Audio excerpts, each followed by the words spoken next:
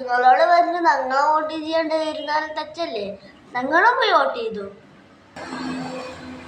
ഞാനും എൻ്റെ അനിയനും പോളിംഗ് സ്റ്റേഷൻ കാണാൻ പോയി, വീട്ടിലുള്ളവരുടെ കൂടി. വോട്ടെടുപ്പ് ഒരു സ്കൂളിലാണ് നടത്തുന്നത്. അത് കാരണം ഒരു സ്കൂളിൽ 2 ബൂത്ത് ഉണ്ട്.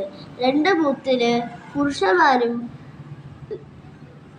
സ്ത്രീകളും 2 ലൈനായിട്ടാണ് നിൽക്കുന്നത്.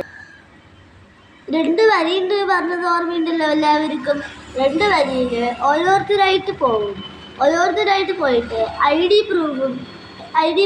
പ്രൂഫൊക്കെ ചോദിച്ചിട്ട് കയ്യിൽ പശയൊക്കെ തേച്ച് 3 വോട്ട് ചെയ്യണം പറഞ്ഞിട്ട് അവർ വിടും. അത് ഏതാണെന്ന് ഞാൻ പറയാം. Block, ward, panchayat.